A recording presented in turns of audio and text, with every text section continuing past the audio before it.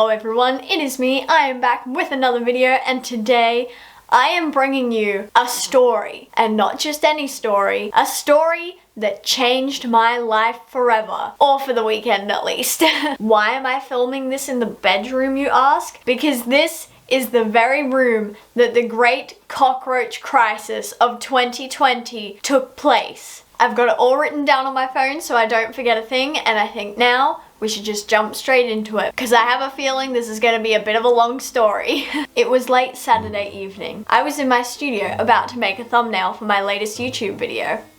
Link in the eye. But I needed my iPad. I walked into my room to get it, and that's when I saw it. A giant, greasy cockroach just chilling on my wall. I screamed for my mum, and she ran in, but just before she reached the door, it fell. This is where the true horror began. Desperate to find the roach, I scrambled over. I checked the floor, the curtains, the plants on my windowsill, everything in the immediate area. Nothing. Beginning to panic, I grabbed a torch, flashing it behind all the furniture, praying it would run out so I could catch it. It was nowhere to be seen. I looked to my bed. Oh God, I whispered. It must be under there. By this time, the panic had completely set in. I knew there was no way in hell I was sleeping in this room until I found that cockroach. I started pulling everything out from under my bed. And I mean everything. Plates, suitcases, sticky hands. Sticky hands? Yes. Sticky hands. The cockroach had officially done a runner, but I was not satisfied yet. With my anxiety at a full-time high, my only thought was to pull the bed away from the wall. And that was when it happened. I knew it would take some strength to move the bed because it was made of metal and there was a double mattress on it, so it was pretty heavy. But I maybe possibly might have used a little bit too much strength. I pulled so hard that the entire bed frame collapsed in my hands. Really? Yeah. So by this time, the adrenaline of the cockroach hunt was beginning to subside because of what had just happened. And what did I do next? I started laughing hysterically. I don't know if it's because I thought it was legitimately funny or if I had just completely lost it by this point, but the fact that my whole bed had collapsed in my hands was the funniest thing to me at that moment. I don't think my mum found it as funny as me, but she eventually came around, so we're all good. So in a strange state of calm, and now in a very surprisingly good mood, I began to dismantle what remained of my bed with the help of my mum. I decided now that there was a giant gaping space in the middle of my room where my bed used to be, I could use the space to pull furniture like this away from the wall and continue the great cockroach hunt of 2020, and also do a little bit of dusting while I was there. I began pulling all the things off my bedside table, which was in this corner, keyword being was. So I pulled off like a bunch of records, my big stereo, and my gigantic lamp. So it was time to gently pull the bedside table away from the wall and prepare myself for a potential cockroach jump scare. Well, I was jump scared alright. The entire bedside table fell apart in my hands. What is going on? To be fair, it was the cheapest piece of furniture I've ever bought in my life, and I got it like 10 years ago. But turns out the bed frame that I had just accidentally destroyed in my cockroach search was the only thing holding that up. At this point, honestly, I was considering myself incredibly lucky that A, my bed didn't break while I was in it, because to be honest, it was on the way out anyway, and there was like splinters coming out where the bolts were screwed in, so. And B, that my bedside table didn't collapse with my heavy, expensive, and sentimental objects on it. So at this point it was 9 p.m, so I called my friend to come over, assess the damage, and help me get my room back to a livable condition. And because I'd pulled everything out from under my bed, we spent a good chunk of time going through all my old stuff, including like my diary from 2010, and let me tell you, 10-year-old me was a savage. That's all I'm gonna say. So by the time we were done cleaning up, it looked like I had just moved in. I had the mattress on the floor, the stereo on the floor, all the stuff from my bedside table just stacked up in one corner, corner. And I'm one of those people whose mood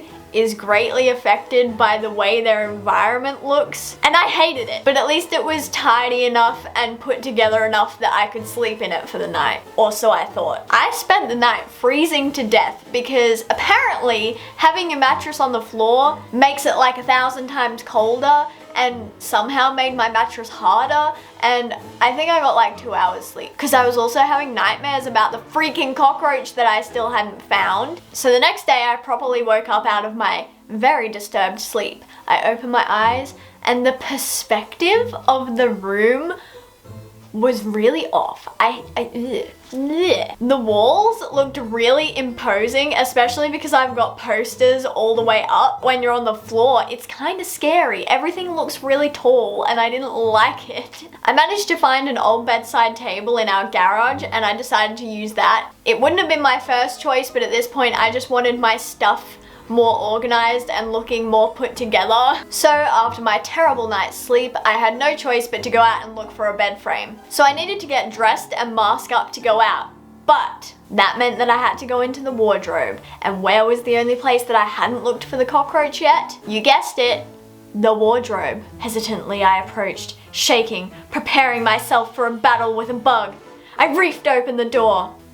Nothing. I picked my clothes as quick as I could and made sure to shake them out just in case. So by this time it was like 2 p.m. on a Sunday, which meant that all of the furniture stores nearby closed at 3. So I was in a little bit of a rush. I researched a bunch of bed frames that my local stores stock, and I had my heart set on a yellow bed frame. So I marched into that store with purpose, straight up to someone who worked there and asked. Turns out they didn't have any in stock and it would take 12 weeks to get here, so I flashed back to my disturbed sleep the night before, the constant fear of cockroaches, spiders, and other creepy crawlies being able to access me easier now that I was on the floor with them. So with that, I politely thanked them for their time and I left. I then tried the only other furniture store nearby, which I'm gonna be honest, I didn't have very high hopes for. I walked around saddened that my dream of a yellow bed frame was crushed. And that's when I saw it. A white bed frame, the same shape as the yellow one and less than half the price. So I asked them if they had any in stock and my hopes were low at this point. She tapped away at the computer, suspense building. My hopes dwindling, thinking of how many days, months, heck, even years I'd be spending on the cold, hard floor. Oh, we actually have 2 in stock. Would you like the black one or the white one? Without wasting a second, I whipped out my card and bought that ding-dang bed frame. I could finally restore peace to my bedroom. I was on cloud 9 as I made my way home.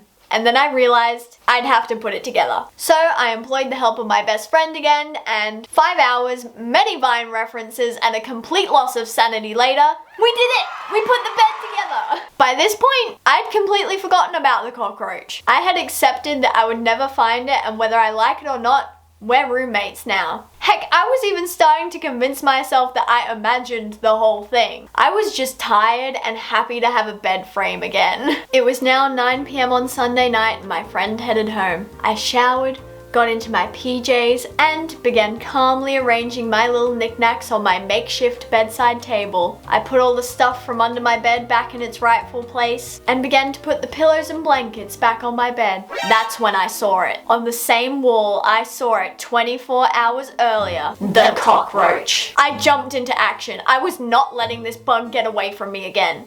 I don't often sprint, but I sprinted to the kitchen, grabbing a cup, and slammed it down on that cockroach, trapping it instantly. I slid the instructions from my bed frame under the cup and called in my mum to meet the creature that started this whole ordeal. That's not a cockroach, she said. So it turns out that it was a click beetle. If you don't know what that is, it's essentially the most harmless bug you'll ever see in your life. If I had known it was a click beetle all along, we wouldn't be here right now. Somehow, this humble little click beetle started a chain reaction that resulted in me completely destroying half my bedroom, losing my marbles entirely, and ended up with me treating myself to a new bed frame, which maybe it was the universe telling me to get a new one anyway because the old one was definitely on the way out. And now I have a nice new, extremely sturdy bed frame. And I got a chance to vacuum up all the dust that has been collecting behind my furniture ever since I moved in here.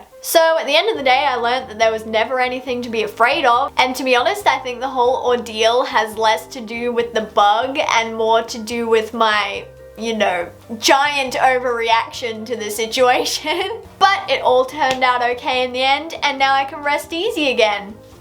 Quite literally. So that is the story of the Great Cockroach Crisis, which could be renamed the Great Clickbug Crisis or Alien in a Box's Giant Overreaction, a saga. So I hope you enjoyed this video. I know I don't generally do these sorts of videos, but it was such a wild sequence of events over something so small that I thought I'd have to share it with you. So that is it for today's video. If you have any ideas for videos you'd like to see in the future, let me know in the comments down below. And as always, don't forget to like, subscribe and comment, and I'll see you in the next video.